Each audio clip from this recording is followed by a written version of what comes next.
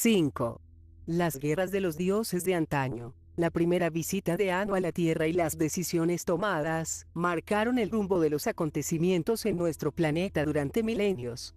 Con el tiempo, llevarían a la creación del Adán, el hombre tal como lo conocemos, el Homo sapiens, aunque también sembrarían las semillas de futuros conflictos en la Tierra entre Enlil y Enki, así como entre sus descendientes. Pero, con anterioridad, tuvieron lugar las insidiosas y amargas luchas entre la casa de Anu y la casa de Alalú, una enemistad que estalló en la Tierra, en la guerra de los titanes. Fue una guerra que enfrentó a los dioses que están en el cielo con los dioses que están sobre la oscura tierra, y fue, en su fase final, una sublevación de los Igigi.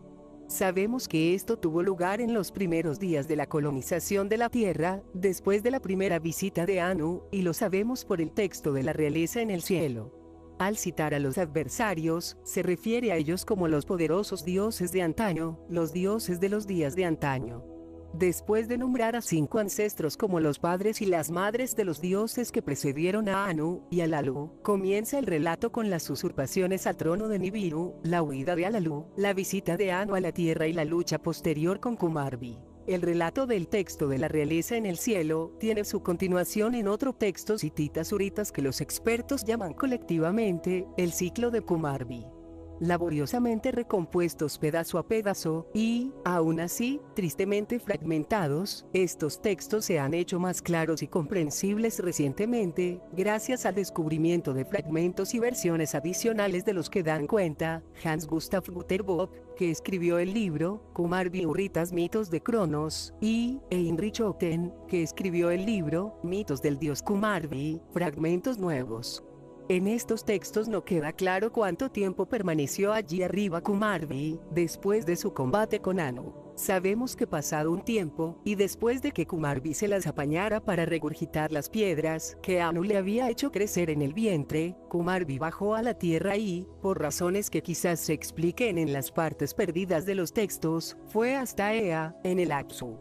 Los mutilados versículos tratan después de la aparición en escena del dios de la tormenta, Tesub, que según los sumerios, era Ishkuradad, el hijo menor de Enlil. El dios de la tormenta molestaba a Kumarbi, hablándoles de los maravillosos objetos y atributos que cada uno de los dioses le concederá a él, a Tesub. Entre estos atributos, estaría la sabiduría, que le iba a ser arrebatada a Kumarbi para entregársela a él. Lleno de furia, Kumarbi fue a Nippur. Los deteriorados textos no nos dejan saber a qué fue allí, al cuartel general de Enlil. Pero, después de permanecer en la ciudad durante 7 meses, Kumarbi volvió a Ea para consultar con él. Ea le sugirió que ascendiera al cielo y buscara la ayuda del Ama, que era la madre de los 2 dioses y, por tanto, al parecer, una matriarca ancestral de ambas dinastías rivales. Con algo de interés por su parte, Ea se ofreció para transportar a Kumarbi a la morada celeste en su margida, el cual era un tipo de carro celeste, al que los acadios llamaban Tiarita, el vehículo volador. Pero la diosa, al enterarse de que Ea había llegado sin el permiso de la asamblea de los dioses, envió vientos relampagueantes contra la nave espacial de Ea, obligándoles a regresar a la Tierra. Pero Kumarbi, en vez de bajar a la superficie del planeta, prefirió permanecer en órbita, con los dioses que los textos hititas-suritas llaman Irsirra, que significa los que ven y orbitan, los mismos a los que los sumerios llamaban Igigi. Con tanto tiempo disponible, Kumarbi estaba lleno de pensamientos, los elaboraba en su mente, albergaba ideas para crear infortunios, él tramaba males. En esencia, pensaba que se le debería de proclamar a él el padre de todos los dioses, la deidad suprema. Con el respaldo de los dioses en órbita, los Irsirras, Kumarbi se puso un calzado veloz en los pies y bajó a la tierra, y una vez allí envió a un emisario al resto de dioses importantes, exigiendo que se reconociera su supremacía. Fue, entonces cuando Anu decidió que ya había sido suficiente. Para vencer de una vez por todas al nieto de su adversario Alalú, dio orden a su propio nieto, Tesub el dios de la tormenta, de que encontrara a Kumarbi y le diera muerte. Tuvieron lugar feroces batallas entre los dioses terrestres liderados por Tesub, y los dioses celestes dirigidos por Kumarbi. En una sola batalla, participaron no menos de 70 dioses, todos ellos montados en carros celestes. Aunque la mayor parte de las escenas de las batallas se han perdido con el deterioro de los textos, sabemos que al final fue Teshub el que venció. Pero la derrota de Kumarbi no terminó con las luchas. Sabemos por otros relatos épicos hititas del ciclo de Kumarbi que, antes de morir, este se las había ingeniado para embarazar a una diosa de la montaña con su simiente, hecho que llevaría al nacimiento de su vengador, el dios de la piedra Ujikumi. En el momento de ocultar a su maravilloso, o monstruoso, hijo entre los dioses Irsirra, le dio instrucciones para que, cuando creciera, atacara la hermosa ciudad de Kumilla, la ciudad de Teshub, ataca al dios de la tormenta y hazlo pedazos, abate a todos los dioses del cielo como a pájaros. Una vez lograda la victoria, Ujikumi tendría que ascender al cielo por la realeza y tomar por la fuerza el trono de Nibiru. Después de dar estas instrucciones, Kumarbi desaparece de la escena. El niño estuvo oculto durante mucho tiempo.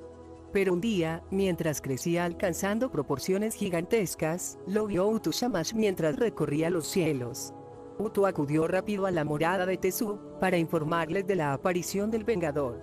Después de darle a Utu algo de comer y de beber para que se calmara, Teshub le instó: monta en tu carro y asciende a los cielos, y no pierdas de vista a Ujikumi. Después, subió a la montaña de la visión, para contemplar por sí mismo al dios de la piedra. Vio al aterrador dios de la piedra, y golpeó su puño con ira. Consciente de que no había más alternativa que la batalla, Teshub preparó su carro de combate. El texto hitita le llama por su nombre sumerio Iduga, que significa, el pesado jinete que fluye. Las instrucciones para el equipamiento del carro celeste, para las cuales el texto hitita empleó básicamente la terminología original sumeria, merecen una cita. Se les dijo que aceleraran el vehículo con el gran quebrantador, que pusieran el toro, planta de energía, que enciende delante y el toro para el imponente proyectil en el extremo final, que instalaran el dispositivo de radar o navegación que muestra el camino en la parte delantera, que activaran los instrumentos con las piedras minerales, de poderosa energía, y que armaran después el vehículo con el atronador de tormentas, cargándolo con no menos de 800 piedras de fuego, el gran quebrantador del jinete principal brillante, que lo lubriquen con aceite y lo levanten, el toro que enciende, que lo pongan entre los cuernos, el toro que es un imponente proyectil de la cola que lo chapen de oro, el que muestra el camino de la parte de delante que se introduzca y se gire, provisto con poderosas piedras en su interior, que saquen el atronador de tormentas que lanza rocas a 90 estadios, asegurando las piedras de fuego con 800, para cubrir, el relámpago que centellea aterradoramente que lo saquen de su cámara de almacenaje, que se saque el margida y se prepare. Desde los cielos de entre las nubes, el dios de la tormenta puso su rostro sobre el dios de la piedra. Tras unos ataques iniciales infructuosos, Ninurta, el hermano de Teshub-Adad, se unió a las batallas. Pero el dios de la piedra seguía ileso, llevando los combates hasta las puertas de Kumilla, la ciudad del dios de la tormenta. En Kumilla, Ebat, la esposa de Teshub, seguía los informes de la batalla en una cámara interior de la casa del dios. Pero los proyectiles de Ujikumi obligaron a Ebat a dejar la casa, y ya no pudo seguir oyendo los mensajes de los dioses, ni los mensajes de Teshub, ni los mensajes de todos los dioses. Ella dio orden a su mensajero para que se pusiera el calzado veloz en los pies y fuera al lugar donde los dioses estaban reunidos en asamblea, para que le trajera noticias de la batalla, pues temía que el dios de la piedra haya dado muerte a mi marido, el noble príncipe. Pero Teshub no había muerto. Se negó a seguir los consejos de su asistente, que le sugería que se ocultara en alguna región montañosa. Dijo: si hago eso, no habrá rey en el cielo. Entonces, decidieron acudir ambos a Ea, en el Apsu, en busca de un oráculo según las antiguas tablillas con las palabras del destino. Al saber que Kumarbi había engendrado un monstruo que estaba fuera de control, Ea fue a Enlil para advertirles del peligro. Ujikumi va a bloquear el cielo y las sagradas casas de los dioses. Se convocó la asamblea de los grandes Anunnaki. Sin soluciones que aportar, Ea aún tuvo una: sacar cierto cortador de metal de antaño del depósito sellado de los cortadores de piedras, y cortar con él los pies a Ujikumi, el dios de la piedra. Así consiguieron inmovilizar al dios de la piedra y, cuando los dioses se enteraron de esto, vinieron al lugar de la asamblea, y todos los dioses se pusieron a gritar contra Uyikumi. Tezub, lleno de coraje, saltó sobre su carro y se llevó al dios de la piedra Uyikumi al mar, y entabló batalla con él. Pero Uyikumi seguía desafiante, diciendo: destruiré Kumiya, la casa sagrada tomaré, expulsaré a los dioses, al cielo subiré para asumir la realeza.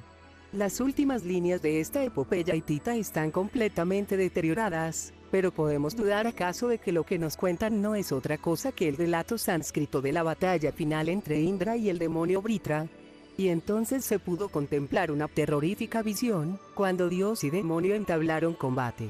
Vritra disparó sus agudos proyectiles, sus incandescentes rayos y relámpagos. Después, los relámpagos se pusieron a centellear, los estremecedores rayos a restallar, lanzados orgullosamente por Indra, y pronto el toque de difuntos de la perdición de Vritra estuvo sonando con los chasquidos y estampidos de la lluvia de hierro de Indra. Perforado, clavado, aplastado, con un horrible alarido el agonizante demonio cayó de cabeza, e Indra le dio muerte con un rayo entre los hombros. Creemos que, estas fueron las batallas de los dioses y los titanes de los relatos griegos. Hasta ahora, nadie ha dado con el significado de la palabra titanes, pero si los relatos tienen un origen sumerio, y si los nombres de estos dioses eran de origen sumerio, Titán significaría literalmente aquellos que viven en el cielo, precisamente la forma de designar a los Ijiji dirigidos por Kumarbi, y sus adversarios eran los Anunnaki que están en la Tierra. Ciertamente, los textos sumerios hablan de una antigua batalla de vida o muerte entre un nieto de Anu y un demonio de un clan diferente. El relato se conoce con el nombre de el mito de Su. Su héroe es Ninurta, el hijo de Enlil, y de su hermanastra Sud, y bien pudo ser el original a partir del cual se copiaron los relatos hindú e hitita. Los acontecimientos descritos en el texto sumerio tienen lugar después de la visita de Anu a la Tierra. Bajo la jefatura general de Enlil, los Anunnaki se habían asentado para sus tareas en el Apsu y en Mesopotamia. El mineral se extraía y se transportaba para después fundirlo y refinarlo.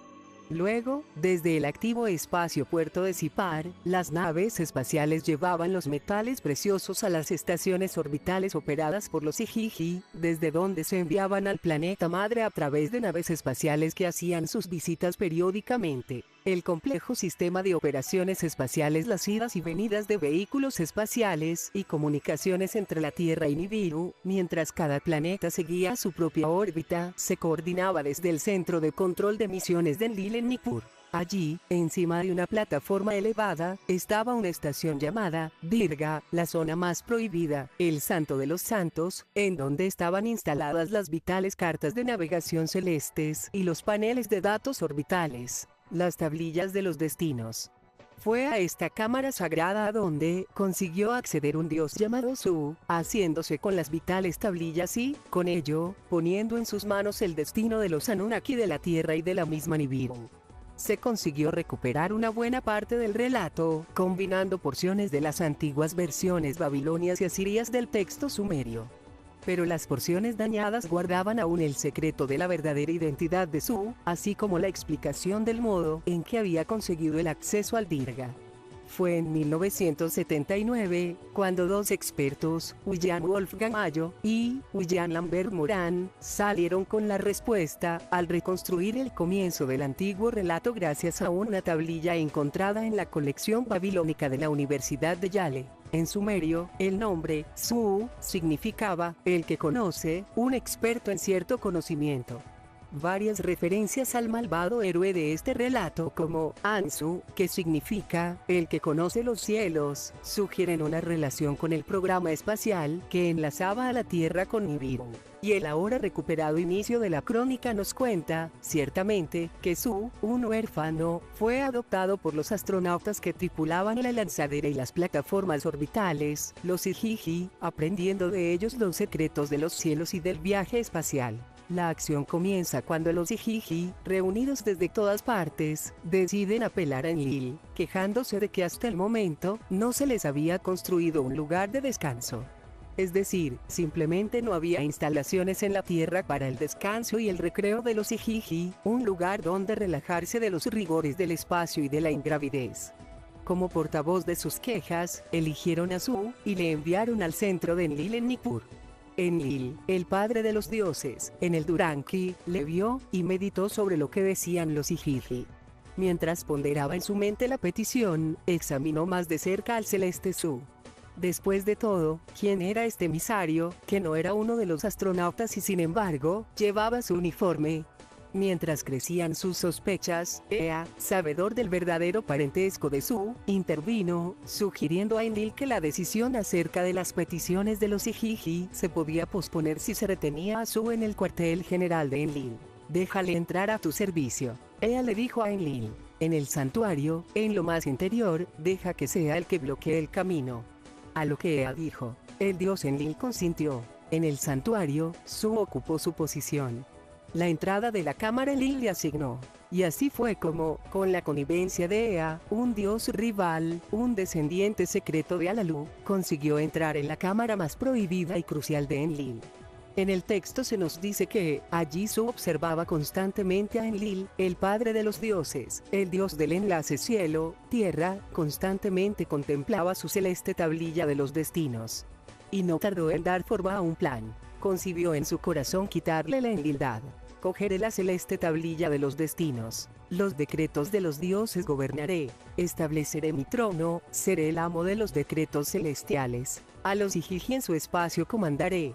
Una vez planeada la agresión en su corazón, Su encontró la oportunidad un día en que Enlil fue a darse un baño refrescante. Tomó la tablilla de los destinos en sus manos y en suave huyó al lugar seguro en la Ursagnu, montaña de las cámaras del cielo. Tan pronto sucedió esto, todo quedó detenido. Se suspendieron las fórmulas divinas. Se desvaneció la brillantez luminosa. Quedó el silencio. En el espacio, los Ijiji estaban confundidos. El resplandor del santuario había desaparecido. Al principio, el padre Enlil se quedó sin palabras. Cuando las comunicaciones se restablecieron, los dioses de la tierra se reunieron uno a uno con las noticias. Anu, en Nibiru, también fue informado. Estaba claro que Su debía ser capturado y que la tablilla de los destinos debía volver a Dirga. Pero, ¿quién lo haría? Se acercaron varios de los jóvenes dioses, conocidos por su valor. Pero ninguno se atrevía a seguir la pista de Su hasta la distante montaña, pues ahora era tan poderoso como Enlil, al haber robado también la brillantez de Enlil. Y el que se opone a él se convertirá en arcilla, ante su brillantez, los dioses se consumen. Entonces, Ninurta, el heredero legal de Enlil, dio un paso al frente para llevar a cabo el intento, pues, como su madre Su había señalado, Su no solo le arrebataba a Enlil la enlildad, sino también a Ninurta. Fue ella, la que le aconsejó que atacara a Su en su escondite montañoso, también con el arma de la brillantez, pero que lo hiciera si conseguía acercarse a Su oculto tras una pantalla de polvo. Para conseguir esto, ella le prestó a Ninurta sus propios 7 torbellinos que levantan el polvo. Con su coraje para la batalla afianzado, Ninurta se encaminó al monte Atsi, la montaña que nos encontramos en los relatos de Kumarbi, donde enganchó a su carro las 7 armas, los torbellinos que levantan el polvo, y partió en busca de Su, para entablar un terrorífico combate, una fiera batalla. Su y Ninurta se encontraron en la ladera de la montaña. Cuando Su lo percibió, estalló en furia. Con su brillantez, hizo que la montaña brillara como con la luz del día. Soltó los rayos en su furia. Sin poder identificar a su agresor debido a la tormenta de polvo, Su le gritó a Ninurta: me he apropiado de toda autoridad, los decretos de los dioses los dirijo yo ahora. ¿Quién eres tú que vienes a luchar conmigo? Responde. Pero Ninurta prosiguió su agresivo avance contra Su, diciendo que había sido designado por el mismo Anu para detener a Su y devolver la tablilla de los destinos. Al oír esto, Su cortó su brillantez, y el rostro de la montaña se cubrió de oscuridad. Sin temor, Ninurta entró en la penumbra. Del pecho de su vehículo, lanzó un relámpago, pero el disparo no se pudo acercar a Su, y volvió. Con los poderes que Su había logrado, ningún rayo se podía acercar a su cuerpo. Y así, la batalla se detuvo, el conflicto cesó. Las armas se detenían en mitad de la montaña. No vencieron a Su. Decepcionado, Ninurta le pidió a su hermano menor Ishkur-Adad que pidiera consejo a Enlil. Ishkur, el príncipe, tomó el informe. Las noticias de la batalla le dio a Enlil. Enlil dio instrucciones a Ishkur para que volviera y le dijera a Ninurta: no cedas en la batalla, demuestra tu fuerza. Algo más práctico, Enlil le envió a Ninurta un Tiou, un proyectil para atacar al tormentador que dispara los proyectiles. Dijo que Ninurta debía aproximarse entonces el suave torbellino tan cerca como fuera posible hasta el ave de Su, hasta que estuvieran ala con ala. Entonces, debería apuntar el proyectil a los piñones del torbellino de Su, y deja que el proyectil vuele como un relámpago. Cuando la ardiente brillantez devore los piñones, sus alas vibrarán como mariposas, y Su será vencido. Las escenas de la batalla final se perdieron en todas las tablillas, pero sabemos que en el combate participó más de un torbellino. Los fragmentos de las copias, encontradas en las ruinas de un archivo hitita, en un lugar llamado ahora Sultán Tepe, nos dicen que Ninurta dispuso 7 torbellinos que levantan el polvo, armó su carro con 111 vientos, y atacó a Su, tal como le sugirió su padre. La tierra tembló, el ilegible se oscureció, los cielos se hicieron negros, los piñones de Su se vencieron. Su fue capturado y llevado ante Enlil en Nippur. La tablilla de los destinos se reinstaló donde tenía que estar. El señorío entró de nuevo en el Ekur. Las fórmulas divinas fueron devueltas. Su fue juzgado por un tribunal de guerra compuesto por los 7 grandes Anunnaki. Se le encontró culpable y fue sentenciado a muerte. Ninurta, el que le había vencido, le cortó la garganta. Muchas representaciones se han encontrado en donde se muestra la escena del juicio, en la cual Su, debido a su relación con los astronautas Igigi, va vestido como un ave. Un antiquísimo relieve encontrado en el centro de Mesopotamia, ilustra la ejecución de Su. Se ve a Su, que pertenecía a aquellos a los que observan y ven, se ve como un demonio con un ojo extra en la frente. La derrota de Su quedó en la memoria de los Anunnaki como una gran liberación. Y quizás debido a la idea de que el espíritu de Su, símbolo de la traición, la duplicidad y de todos los males, en general persiste en provocar desgracias y sufrimiento, el juicio y la ejecución de Su se transmitió a la humanidad, de generación en generación, en forma de un elaborado ritual. En esta conmemoración anual, se elegía un toro en representación de Su, y se le sacrificaba por sus malas acciones. Se han encontrado largas instrucciones para el ritual tanto en versiones babilonias como asirias, indicadoras todas ellas de su primitivo origen sumerio. Después de unos largos preparativos, se llevaba al templo un gran toro, un toro fuerte de los que andan por los limpios pastos, y se le purificaba el primer día de determinado mes. Después, a través de una caña, se susurraba en el oído izquierdo del toro: toro, tú eres el culpable Su. Y en el oído derecho: toro, tú has sido elegido para el rito y las ceremonias. El 15º día, se llevaba al toro ante las imágenes de los 7 dioses que juzgan y los símbolos de los 12 cuerpos celestes del sistema solar. Se representaba entonces el juicio de Su. Se postraba al toro ante Enlil, el gran pastor. El sacerdote acusador recitaba unas retóricas preguntas acusatorias, como si se dirigiera a Enlil. ¿Cómo pudiste darle el tesoro guardado al enemigo? ¿Cómo pudiste dejarle venir y morar en el lugar puro? ¿Cómo pudo entrar en tus lugares? Más tarde, la representación invocaba a Ea y a otros dioses para suplicar a Enlil que se calmara, pues Ninurta se había adelantado y le había preguntado a su padre: apunta mis manos en la dirección correcta. Dame las órdenes correctas. Después de este recital de las evidencias dadas en el juicio, se pronunciaba el fallo, y cuando se sacrificaba al toro, de acuerdo con unas instrucciones detalladas, los sacerdotes recitaban el veredicto del toro. El hígado serviría en un cuenco sacrificial. La piel y los músculos se quemarían en el interior del templo, pero su malvada lengua quedaría en el exterior. Más tarde, los sacerdotes, representando los papeles de los demás dioses, entonaban un himno de alabanza a Ninurta: lava tus manos, lava tus manos. Tú eres ahora como Enlil, lava tus manos. Tú eres como Enlil sobre la tierra, que todos los dioses se regocijen en ti. Cuando los dioses buscaban un voluntario para luchar con Su, ellos prometieron a quien le venciera: tu nombre será el más grande en la asamblea de los grandes dioses. Entre los dioses, tus hermanos, no tendrás igual. Glorificado ante los dioses y poderosos será tu nombre. Tras la victoria de Ninurta, la promesa tenía que cumplirse. Pero en ella estaba la semilla de futuras luchas entre los dioses. Ninurta era, ciertamente, el heredero legal de Enlil, pero en Nibiru, no en la tierra. Ahora, como el ritual conmemorativo del templo deja claro, se le había hecho como Enlil, en la tierra. Sabemos por otros textos que tratan de los dioses de Sumeria-Akkad, que su orden jerárquico se expresaba también numéricamente. A Anu se le dio el número más alto del sistema sexagesimal sumerio, el 60. Su heredero legal, Enlil, tenía el rango de 50. El primogénito, y heredero en caso de morir Enlil, Ea, era el 40. Pero ahora, tal como atestigua la enigmática afirmación de que Ninurta se había hecho como Enlil, también a él se le daba el rango de 50. El final del texto ritual del templo, parcialmente mutilado, contiene los siguientes versículos legibles. Oh Marduk, por tu rey pronuncia las palabras, yo renuncio. Oh Hadad, por tu rey pronuncia las palabras, yo renuncio. Podemos sospechar con bastante certeza que en las líneas desaparecidas habría una renuncia similar por parte de Sin, en sus reivindicaciones de realeza entre los dioses y un reconocimiento de la enlildad de Ninurta.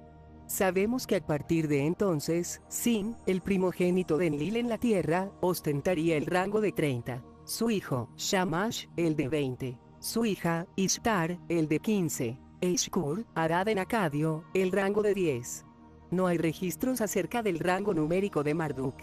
La conspiración de Su y sus malvados planes pervivieron también en la memoria de la humanidad, llevando al temor por los demonios con forma de ave, que podían traer aflicciones y pestes. A algunos de estos demonios se les llamó Liyu, un término que jugaba con un doble significado aullar y de la noche. A su femenina líder, Lititu, o Litit, se le representaba como una diosa desnuda, con alas y pies de pájaro. Se han encontrado muchos textos Shurtu, que significa purificación por el fuego, que no eran más que fórmulas para encantamientos contra estos malos espíritus, precursores de la brujería y la magia que prevalecerían durante milenios. A pesar de los votos solemnes dados tras la derrota de Su, para honrar y respetar la supremacía de Enlil y la posición de Ninurta como segundo en el mando, los factores básicos causantes de la rivalidad y de las disputas siguieron presentes, saliendo a la luz de vez en cuando a lo largo de los milenios que siguieron. Siendo conscientes de que esto iba a ocurrir, Anu y Enlil proporcionaron a Ninurta armas nuevas y maravillosas. Anu le dio el Sharur, cazador supremo, y el Shargas, golpeador supremo. Enlil le dio varias armas, de las cuales estaba la singular Ib, un arma con 50 cabezas asesinas, fue la más terrorífica, por lo que las crónicas harían referencia a Ninurta como el señor del Ib. Así dotado, Ninurta se convirtió en el primer guerrero de Enlil, listo para repeler todo desafío a la enlildad. El siguiente de tales desafíos llegó en la forma de un motín de los Anunnaki que trabajaban en las minas de oro del Apsu. El motín, y los acontecimientos que llevaron a él y lo siguieron, se describen con detalle en un texto al que los expertos llaman, la epopeya de Atrahasis, toda una crónica de la Tierra que, por otra parte, registra los acontecimientos que llevaron a la creación del Homo sapiens, del hombre, tal como lo conocemos. El texto nos dice que tras el regreso de Anu a Nibiru y la división de la tierra entre Enlil y Enki, los Anunnaki trabajaron en las minas del Apsu durante 40 períodos, 40 órbitas de su planeta, o sea unos 144,000 años terrestres. Pero el trabajo era difícil y agotador. Dentro de las montañas, en los profundos pozos, los Anunnaki sufrían su duro trabajo. Su trabajo era excesivo, durante 40 períodos. Las operaciones mineras en las profundas entrañas de la Tierra no se interrumpían nunca. Los Anunnaki sufrían su trabajo día y noche. Pero, a medida que los pozos se iban haciendo más profundos y el trabajo se iba haciendo más y más duro, también iba creciendo la insatisfacción. Se quejaban, murmuraban, gruñían en las excavaciones. Para ayudar a mantener la disciplina, Enlil envió a Ninurta al Apsu, pero esto tensó aún más las relaciones con Enki. Entonces, Enlil decidió ir al Apsu en persona, para evaluar la situación. Y los descontentos Anunnaki aprovecharon la ocasión para amotinarse. La crónica del Atrahasis, con un lenguaje tan vivido como el de un moderno periodista, describe con mucha claridad, en algo más de 150 líneas de texto, lo que sucedió a continuación. Cuando los Anunnaki rebeldes prendieron fuego a sus herramientas y, en mitad de la noche, marcharon sobre la morada de Enlil gritando: «Vamos a matarle, rompamos el yugo». Cuando un anónimo líder les recordó que Enlil era el oficial en jefe de los tiempos antiguos y aconsejó que se negociara, y cuando Enlil, enfurecido, tomó sus armas, pero también a él le recordó su chambelán: «Mi señor, estos son tus hijos». Enlil, prisionero en sus propias estancias, envió un mensaje a Anu pidiéndole que viniera a la Tierra. Cuando Anu llegó, los grandes Anunnaki se reunieron en consejo de guerra. Enki, soberano del Apsu, también estaba presente. Enlil exigía saber quién había sido el instigador del motín, invocando para él la pena de muerte. Al no conseguir el apoyo de Anu, Enlil ofreció su dimisión, diciéndole a Anu: «Noble, quítame el cargo, quítame el poder. Al cielo ascenderé contigo». Pero Anu, calmando a Enlil, pidió comprensión para las fatigas de los mineros. Haciendo acopio de coraje, Enki abrió la boca y se dirigió a los dioses. Apoyando las palabras de Anu, propuso una solución. Mientras la oficial médico jefe, su hermana Sud, estuviera allí, en el Apsu con ellos. Creemos a un trabajador primitivo, y dejemos que lleve el yugo. Que el trabajador lleve la carga de los dioses, que lleve él el yugo. En las siguientes 100 líneas del texto del Atrahasis, y otros varios textos de la creación del hombre, que se han descubierto en distintos estados de conservación, se nos cuenta con sorprendente detalle el relato de la creación del Homo sapiens a través de la ingeniería genética. Para lograr esta hazaña, Enki sugirió que un ser que existe ya, una mujer simio, se utilizara para crear el Luluamelu, que significa, el trabajador mixto, atando a los seres menos evolucionados el molde de los dioses. La diosa Sut purificó la esencia de un joven varón Anunnaki y la mezcló con el óvulo de una mujer simio. Después, el óvulo fertilizado se implantó en la matriz de una hembra Anunnaki para la gestación. Cuando nació la criatura mixta, Sud la levantó en alto y gritó: «Lo he creado. Mis manos lo han hecho». El trabajador primitivo, Homo sapiens, había visto la luz. Sucedió hace unos 300.000 años, y tuvo lugar a través de una hazaña de ingeniería genética y de técnicas de implante de embriones que en la actualidad, la misma humanidad está comenzando a emplear. Indudablemente, había habido un largo proceso de evolución, pero los Anunnaki introdujeron entonces su mano en el proceso y dieron un salto evolutivo, creándonos antes de lo que hubiera sido de esperar en una evolución natural. Los expertos han estado buscando durante mucho tiempo el eslabón perdido de la evolución del hombre, pero los textos sumerios revelan que el eslabón perdido fue una hazaña de manipulación genética realizada en un laboratorio, y no fue una hazaña que se llevará a cabo en un instante.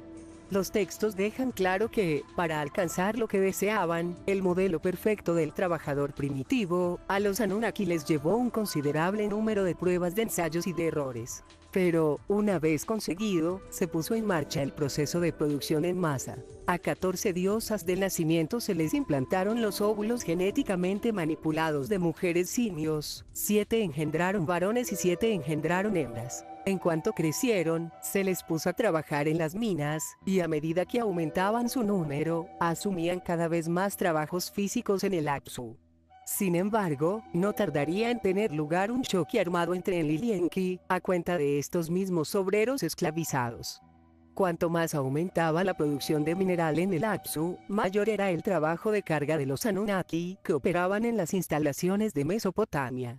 El clima era más suave, las lluvias más abundantes, y los ríos de Mesopotamia se desbordaban constantemente. Cada vez más, los Anunnaki mesopotámicos tenían que vaciar el río, levantar diques y ahondar los canales, y no tardaron en exigir ellos también trabajadores esclavos, criaturas de luminoso semblante pero de espeso cabello negro. Los Anunnaki se presentaron ante Enlil. Cabezas Negras le pidieron a él: «Gente de cabezas negras, que se hagan cargo de las piquetas». Sabemos de estos acontecimientos por un texto que Samuel Kramer llamó el mito de la piqueta, aunque algunas de sus partes se han perdido, y se da a entender que Enki se negó a complacer la petición de Enlil para que le enviara trabajadores primitivos a Mesopotamia. Decidido a llevar el asunto por sí mismo, Enlil llegó al extremo de desconectar las comunicaciones con el planeta madre. En el enlace cielo-tierra hizo un corte. Ciertamente, se apresuró en desconectar el cielo de la tierra. Después, lanzó un ataque armado contra el país de las minas. Los Anunnaki del Apsu reunieron a los trabajadores primitivos en un complejo central, reforzando sus murallas contra el inminente ataque. Pero Enlil diseñó un arma maravillosa, el Alani, que significa hacha que genera energía, equipada con un cuerno y un agrietador de tierra, que podía perforar muros y terraplenes. Con estas armas, Enlil abrió una brecha en las fortificaciones. Al abrir más la brecha, los trabajadores primitivos fueron llevados hacia Enlil, que contemplaba fascinado a los de cabezas negras. A partir de entonces los trabajadores primitivos realizaron los trabajos físicos en ambos países. En el país de las minas, cargaban con el trabajo y sufrían sus fatigas. En Mesopotamia, con picos y palas construían casas para los dioses, construían grandes canales, hacían crecer alimentos para el sustento de los dioses. Muchos dibujos antiguos, grabados en sellos cilíndricos, representan a estos trabajadores primitivos en la ejecución de sus tareas, desnudos como los animales del campo. Diversos textos sumerios registran este estado animalizado del desarrollo humano. Cuando fue creada la humanidad, no sabían comer el pan, no sabían vestirse, comían plantas con la boca, como las ovejas, bebían agua de las zanjas. Sin embargo, ¿por cuánto tiempo más se les podía pedir, u obligar, a las jóvenes Anunnaki que hicieran el papel de diosas del nacimiento? Sin saberlo Enlil, y con la complicidad de Sud, Enki se las ingenió para darle a la nueva criatura otra vuelta de tuerca. Otorgar a los seres híbridos, incapaces de procrear, como todos los híbridos, la capacidad de tener descendencia, el conocimiento sexual para tener hijos.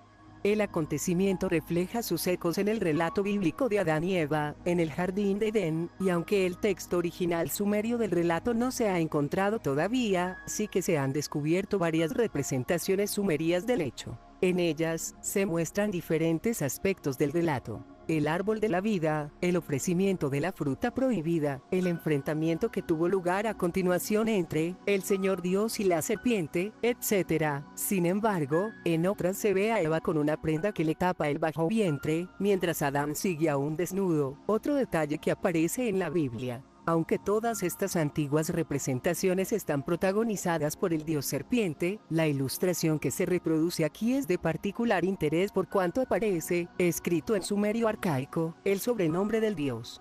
La estrella significa Dios, y el símbolo triangular se lee, Bur, Buru, o Busur, con lo que el sobrenombre viene a significar, Dios que resuelve secretos, Dios de las profundas minas, y variaciones diversas en esta línea. La Biblia, en el original hebreo, llama al Dios que tentó a Eva, Nash, y se suele traducir por serpiente, pero literalmente significa, el que resuelve secretos, y, el que conoce los metales, paralelos exactos del nombre del Dios de la representación sumeria. Una representación que también resulta de interés porque muestra al dios serpiente atado de manos y pies, dando a entender que Enki fue arrestado después de su no autorizada acción. Enfurecido, Enlil ordenó la expulsión del Adán, el terrestre Homo sapiens, del Edén, que significa, la morada de los justos. Una vez liberado de los asentamientos de los Anunnaki, el hombre comenzó a vagar por la tierra, y Adán conoció a Eva su mujer, y ella concibió y dio a luz a Caín, y dio a luz de nuevo a su hermano Abel. Los dioses ya no estarían solos en la tierra. No se imaginaban entonces los Anunnaki el papel que el trabajador primitivo jugaría en sus guerras.